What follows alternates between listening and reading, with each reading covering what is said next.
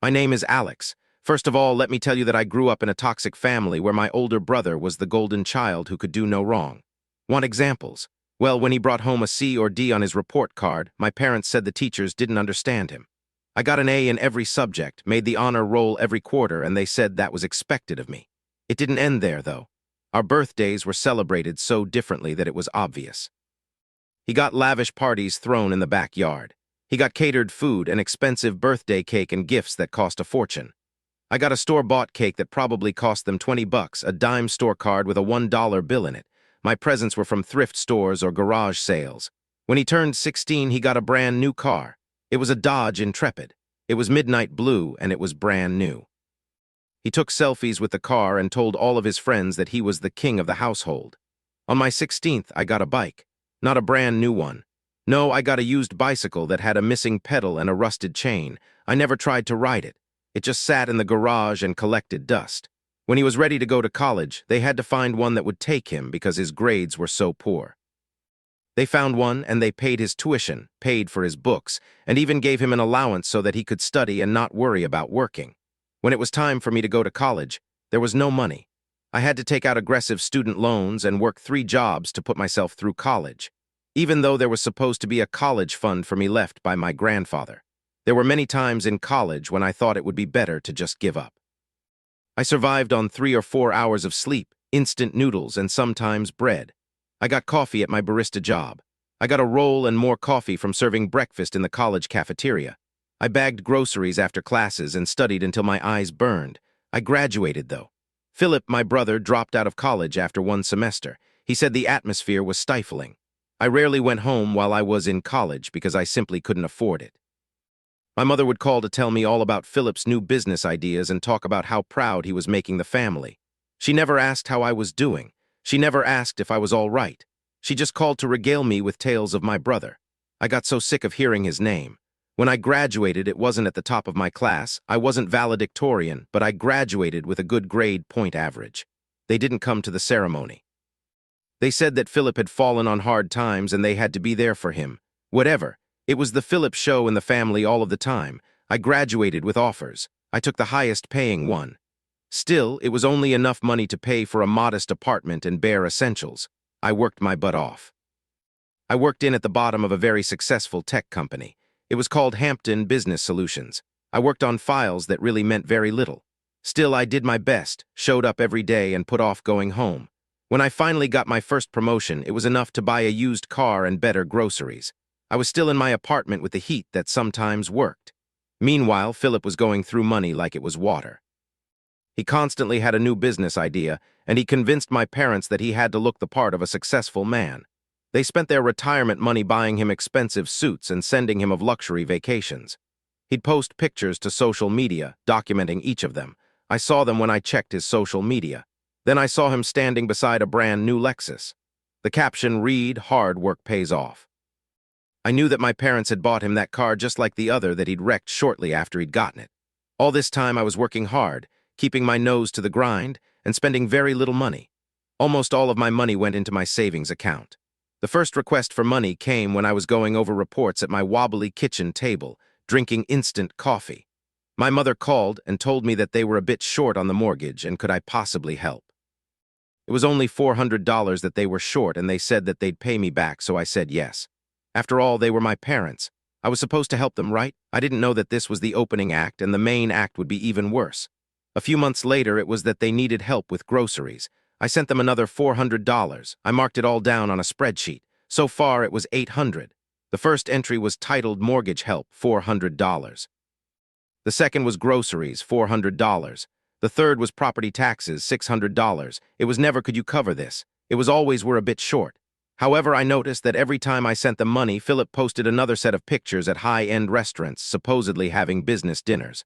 I wasn't stupid. When the next request for help came, I told them I simply couldn't swing it. Mom laid on the guilt pretty quick. "After everything we've done for you, the least you could do is help," she said. "You have that job in the city." I just let her talk. When she noticed that it was doing no good, she said they'd probably have to take out a loan. I reminded her that I had student loan payments to make and hung up. Then I got another promotion. This one was big enough that I could breathe a little. I rented a better apartment closer to work. I got my used car fixed and I bought second-hand furniture to furnish my new apartment. Then Philip needed help with his rent. "Please, bro," he said. "It's just until I get back on my feet. My business partner bilayed and took the startup cash." I paid a month of his rent, $2,500. I was stunned by the amount. Who pays $2,500 for an apartment with no job? Another promotion and more requests. Some I granted and some I did not.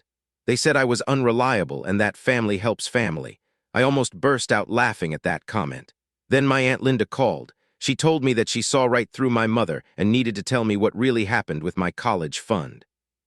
She said that my grandfather had set aside $500,000 for me in a trust fund that he was the trustee of until he died. Then the bank was the trustee. She said that my mother had forged my signature to remove funds to pay for Philip's extravagant life. She'd forged my signature. I called the bank and asked for the records of the trust and all withdrawals. I got them in the mail a week later. There, on the first withdrawal slip, was my signature. It wasn't mine, though. I don't sign my name that way. I took all of this to a lawyer and asked him what I could do about it. He told me that forgery was a crime. Wire fraud was another. He said that they committed wire fraud the second they moved that money into Philip's account. He said that what I needed was a police report. I met with a man named Reginald Faulkner. He was a detective who worked in financial crimes. I showed him the evidence of the forged signatures, the transfer logs, and the emails from my parents that clearly said that they'd pay me back for the money I lent them. He whistled through his teeth. He said he had enough to arrest my mother for forgery, wire fraud, and identity theft. I had IP addresses for where the documents were emailed to the bank from. Because Grandpa's bank was in Missouri, the money crossed state lines when wired to my brother's account, and it was my forged signature that made it possible. The amount was over $500,000 because the trust had gained interest. There was an email from my mother telling me that there was no college fund left to me. That was a blatant lie to manipulate me. The evidence was clear. It was all there. Did I want to press charges? Yes, I wanted to press charges. All it took was to remember the nights shivering in the cold, eating instant noodles, and wishing I could go to work where it was warm. The detective had me sign the forms to file charges.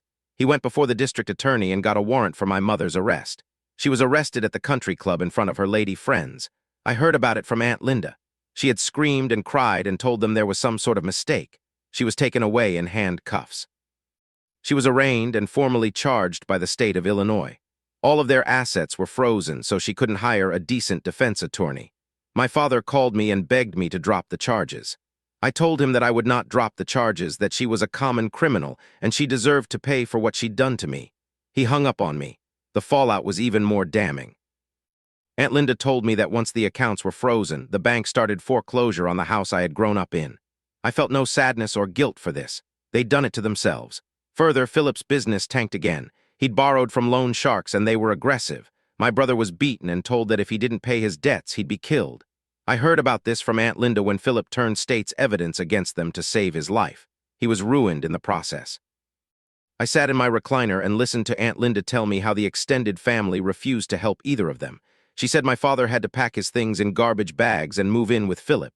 Philip couldn't afford his rent and they were forced to move into a trailer in a trailer park on the edge of the city. Aunt Linda laughed about this. I just listened to her. In my personal life, I was thriving. I got another promotion, and this time I wanted to buy a house. I found one. It was a 3-bedroom ranch in the suburbs of Chicago. I paid cash for it. I even paid off my student loans. My mother was sentenced to 30 years in a federal prison. Their assets were sold to pay back the money. I don't think of them anymore. They were just people who shared my DNA. I was free of them. It was over.